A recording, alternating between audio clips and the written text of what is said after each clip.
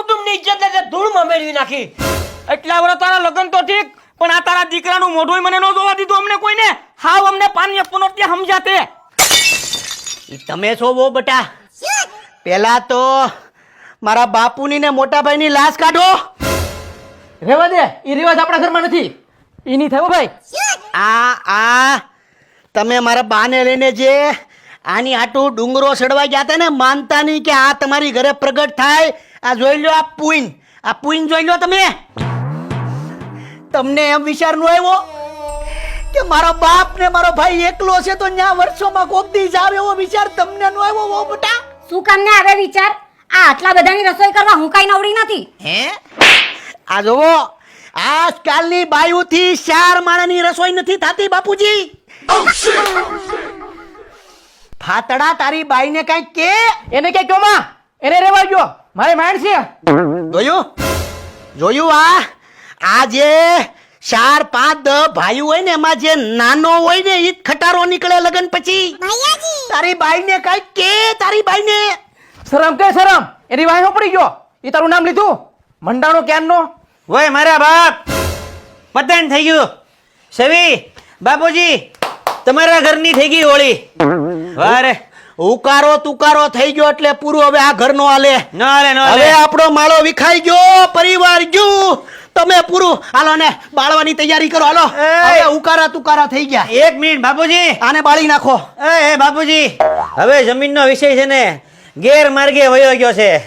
અમારા બધાનો વિચાર ન કરતો કઈ નહીં, પણ જમીન વેચી નાખો. આ નાના છોકરાનો તો વિચાર કરો. અને ભાઈ, તમને બેન હું હાથ જોડું, ઘરમાં ભળી જાવ, પગે લાગી લ્યો, મોટાને પતાવો. હવે હાલો, લાગો પગે. આ દૂધમાં હાકર નથી, દૂધમાં મીઠું છે. નો હાલે ઓ બટા, અડતાની મને નકર નાકમાં ઢીકો આંટી જાય. વ્યા જાવ ને તું વ્યો જા. અરે દીકરા, અરે જો રૂક. આ તારા છે ને મોટા બાપુજી છે, એમને પગે લાગ. ચાલ જો. જય શ્રી કૃષ્ણ મોટા ભાઈ. જય શ્રી કૃષ્ણ. મોટા ભાઈ, તમે આમ નારાજ કેમ રહો છો? અમે માનીએ છીએ કે અમારાથી ભૂલ થઈ ગઈ છે, પણ ત્યારે સંજોગ જ એવા હતા કે કોઈને કાંઈ કહેવાયું જ નહીં. અરે સંજોગની તમે હું વાત કરો? નાના ભાઈએ વાહેની ગલીમાં રહોડું ચાલુ કરી નાખ્યું અને કીધું નહીં આ 9 વર્ષનો ભૂલકો આવી ગયો. ત્યાં સુધી તમે જણાવ્યું નહીં, તમે આ સંજોગની વાત કરો છો? પણ મોટા ભાઈ, કોઈને કહેવાય એવું હતું જ નહીં. તમને સજા મળશે આની, તમને મળશે દીકરી સજા આની. અને સજા ઈ છે કે તમારી કોઈ માસીની, મામાની, ફોઈની કોઈ દીકરી હોય તો તમારા જેઠનું એમાં કરાવો. યાદ કરો કોક માસીની દીકરી હશે, ખૂણા ખાસરે યાદ કરો કોક કુંવારી દીકરી હશે. એવું તો કઈ યાદ નથી આવતું. અને હા, હતી, પણ બધી પરણી ગઈ. હે? પાકું? હા. તો પછી મને હવે તમે બોલાવતા નહીં. પણ મોટા ભાઈ સાંભળો ને. વ્યા જાવ. આમાં તો સાબુદાણા છે. લોટ હશે. જય શ્રી કૃષ્ણ. જય શ્રી કૃષ્ણ. જય શ્રી કૃષ્ણ. અરે તમે તો બહુ મોટી રણ કાઢી. 9 વર્ષ ગલીની વાહે રહેતા હતા, દેખાણાય નહીં, કઈ હેળ ન ખુજવા દીધી. 9 વર્ષના છોકરા થઈ ગયા હતા. ક્યાં તમે અત્યારે સુધી? ને તમારા ઘરવાળાને કહી દેજો કે જમીનમાં છે ને બેન દીકરીને હરખે હરખો ભાગ આપે. શેનો ભાગ? આ બાપની મિલકતમાં દીકરીઓએ ભાગ ન મંગાય. જોયું લાલજી, મારી ભાભીના કેટલા ઊંચ વિચાર છે. ભાઈ મારો બાકી લાવ્યો ભાભી તો સાચું જ તો કીધું. એમાં એવું છે કે સવી, તારો જીભડો છે ને એવડો છે, અને આનો જીભડો છે ને એવડો છે, સમજી? એટલે ભાઈ છે ને તારો ગાંડો, ઈ ટક્કર ની લાવ્યો છે. હાલ. અરે દીકરા, ચાલો દાદાને પગે લાગો. ચાલો દાદાજી. જય શ્રી કૃષ્ણ બાપુજી. જય શ્રી કૃષ્ણ. દીકરા બેસ. દીકરા, આજે હું થોડી ચિંતામાં છું. બાપુજી, ચિંતા? શેની ચિંતા? તમે બધા તો પોતપોતાના માળામાં ગોઠવાઈ જશો, પરંતુ મારા માળાનું શું? હે નહીં, મારા માટે એક ચટાકેદાર મમ્મી ગોતી આવો એટલે બધા પોતપોતાના માળામાં ગોઠવાઈ જાય. ઊભી થતો, રસોડા મારે તો થોડું કામ છે. જેવા છો એવા દેખાવમાં શાંતિ રાખો. મેં શું કર્યું? તમારી જમીનની ગાડી પાટા ઉપરથી ઉતરી ગઈ. તમે લોકો જમીનના સપના જોવાનું બંધ કરો હવે. એ વકીલ, ધીમે ધીમે હો. ગમે એમ થાય, જમીન લેવાની જ થાય છે. આ બોલી શકે છે? બોલી શકે છે એટલે આ માણસ હાલી શકે છે, ચાલી શકે છે, આ બધું કરી શકે છે.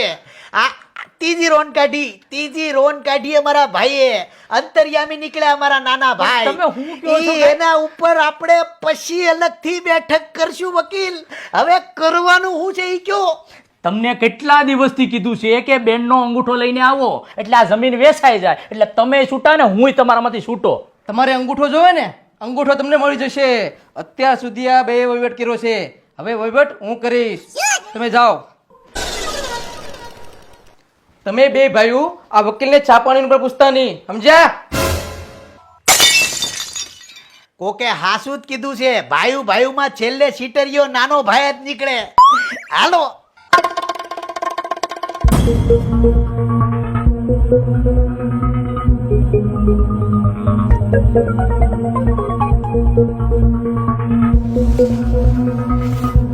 આવો મોટા ભાઈ. હા, મારા હાડા કેવા વરસાદના ઘરમાં લપાઈને હુઈ ગયા છો તો મોટા ભાઈ. એ તું મોર થા, આજ તો સવીનો અંગૂઠો લેવાનો થાય છે. આજે સવીનો લવ તો બકે અંગૂઠો. આવી જાઓ. ક્યાં ગઈ સવી? આ જમના હુતી એના લાલા હારે. આયરી સવી મળી ગઈ. આવી જાઓ. આવો ધીમે. લાવો ખોલો. આ ગઈ વખતે સવીનો પગનો નિશાન લઈ લીધો તો ને, આવી ગયો અંગૂઠો, મારો સિક્કો. કોણ છે? મોટા ભાઈ તમે? અરે મોટા ભાઈ મારો હાથ પકડો. એ સીટરી આવ, શું કરો છો? મારે એવડી શરતી કરવા? અરે પણ અમે અંગૂઠો લેવા આવ્યા હતા. આ ઓઠી કો અંગૂઠો લેવા આવે? ઓળખું તમને? અરે પણ અમે અંગૂઠો, રમણીક અંગૂઠો. ઓળખું તમને, ઓળખું. સીટરી આવ. એટલે અમારી વહુને લાવતો નતો હું, મને ખબર હતી તમારા લખણની ખબર હતી. અરે અંગૂઠો લેવા આવ્યો હતા આનો અમે. હવે અંગૂઠો બાપુનો કેમ નો લીધો, બેનનો કેમ નો લીધો, અને મારી વહુ તમને દેખાણી? લુકાવ. એ પાપી, પાપી કોમા, ખોટો આરોપ નાખમાં. હવે નજરે દેખાઈ ગયું, બોલો માં આવે. અરે પણ રમણીક આ અંગૂઠો આપણો જમીન. હવે સાના મને બેહો. લુકાવ. સીટરી આવ.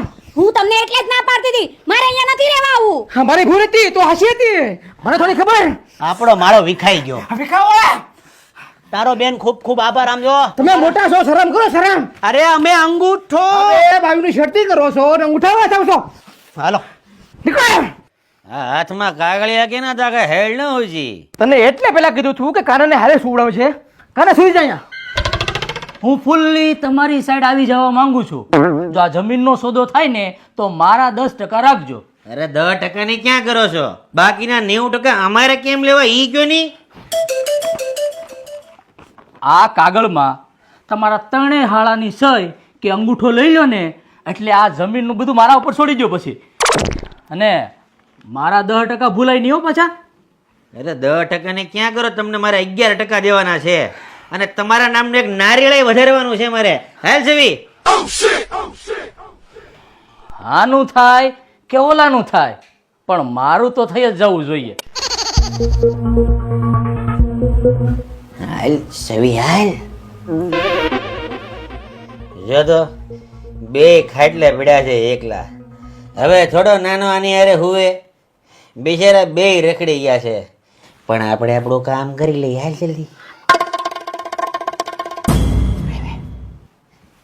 કાગળિયા લાવ. લાલજી આમ તો જોવો. આ હું આના અંગૂઠામાં સિંધરીઓ કેમ બાંધી? હા, હોય બાપ, એક કામ કર, ખજૂરનો અંગૂઠો પકડ. હે? આના હાથમાં સિંદરી. ડીકો તમે અમને હું ગાંડા સમજ્યા છે?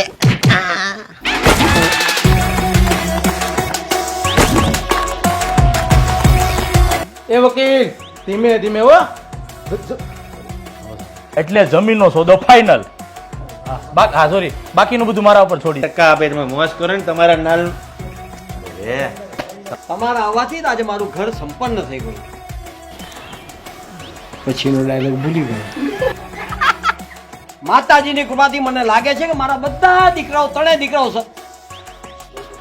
થઈ ગયું, બબલ થઈ ગયું. ક્યાંક મને લાગે છે કે માતાજીની દયાથી મારા ત્રણેય દીકરાઓનું કાંઈક ને કાંઈક ગોઠવાઈ જશે પણ મારું શું